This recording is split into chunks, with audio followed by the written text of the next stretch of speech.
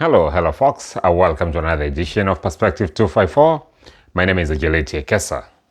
We have some great news today from Kenya's aviation industry. And we're not just talking about our lights coming back to Jomo Kenyatta International Airport after the blackout a couple of days ago. No.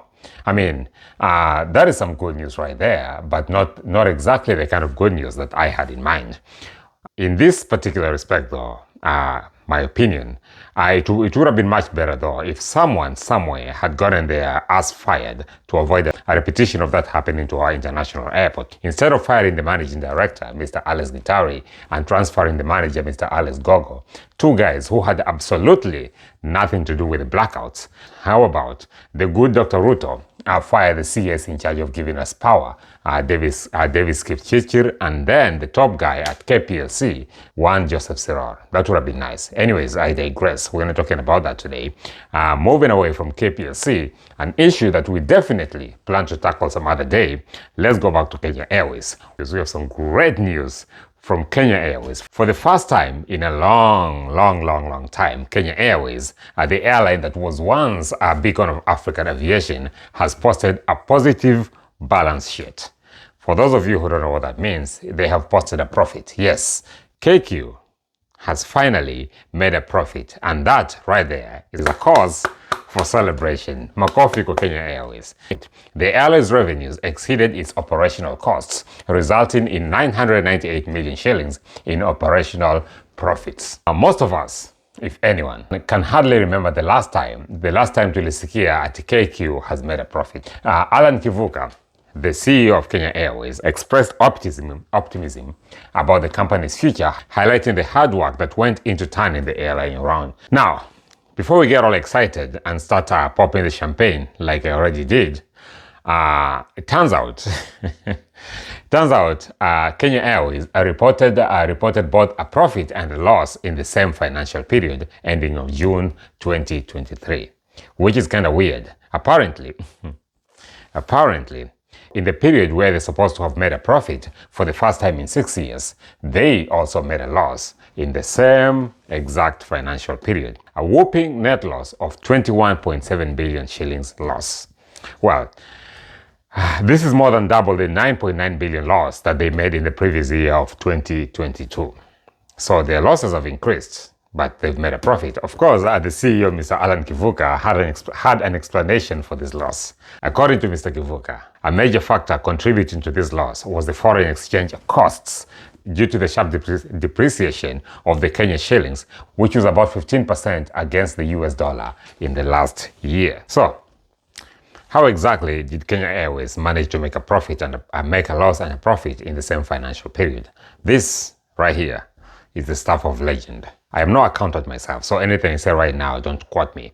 But with my limited knowledge of accounting, if you're in a business, you can only achieve one of three things, during the course of a financial year. Mambo ni matatu kwa biashara. Ever since our good president gave us this mambo ni matatu expression, it seems to have become everyone's favorite when talking about anything in particular. Anyways, back to business. Mambo ni matatu. You either make a profit, which is what most businesses aspire for, or you break even. You break even, whereby you either do not make a loss, you don't make a profit, or make a loss. You just enough to pay your bills, and nothing more left kupiga sherehe, or you make a loss. So it's one of three things: profit, even, or you make a loss. But now, KQ, and I'm at pains to explain this, have been able to make both a profit and a loss in the same fiscal year. I have no idea. Don't quote me on this. Like I said, I am no accountant. So please don't expect me to explain this to you guys, because even Mimi, I'm at a loss just as much as you guys are. So moving on. The airline's revenues are surged by 56%, amounting to 75 billion shillings, primarily driven by the rise in passenger revenues. Passenger numbers also saw an increase, moving from 1.6 million in the first half of 2023 to 2.3 million in 2023. Despite the revenue boost, the benefits were offset by increased costs, which rose by 67% to 96.8 billion shillings. These costs were mainly influenced by 22 billion shillings in finance costs and 7.4 billion shillings in fuel expenses. That is according to the CEO. Now, KQ has posted a loss year after year after year, and every year KQ has been bailed out by the government using taxpayers' money, of course. The airline has been surviving on multi-billion shilling taxpayer bailouts, with President Ruto seeking out foreign investors to acquire the airline altogether. In a trip to the United States in December, Mr. Ruto held talks with Delta Airlines, the largest US carrier by market value, and this is what he said after that. He said, "I am willing to sell the whole Kenya Airways. I am not in the business of running an airline that just has a Kenyan flag. That is not my business." Basically, we don't do it for pride, Mr. Ruto said. So obviously, it comes as a wonderful piece of great news, and of course, a relief to the taxpayers to hear that the folks at KQ are finally getting their shit together. There was indeed a time when Kenya Airways was considered one of the best airlines in Africa, and thus earning the moniker, the Pride of Africa. The tagline, the Pride of Africa, was supposed to encapsulate Kenya Airways' vision of representing the best of Kenya and Africa to the world, both in terms of service and cultural richness. To any Kenyan who's been conscious enough to pay attention to what's been happening to Kenya Airways over the years, I can bet you there's very few folks who can definitely speak of a time when they remember Kenya Airways making a profit. Because over the years, it's been bailout after bailout. The last time that Kenya Airways actually posted a profit was in the year 2012, when it posted a 1.6 billion net profit. Kenya Airways was established by the Kenya government in 1977 after the dissolution of the East African Airways. The airline was owned by the government of Kenya up until 1995. It was privatized in 1996, becoming the first African flag carrier to do so. The largest shareholder became the government of Kenya with 48.9% shares, followed by KQ Lenders Company 2017 Limited with 38% shares and KLM with 7.8% shares. In the 1980s and 1990s, the airline expanded its fleet and destinations. However, the rapid expansion, dubbed Project Mawingu, led to significant losses in 2015 and 2016 fiscal years.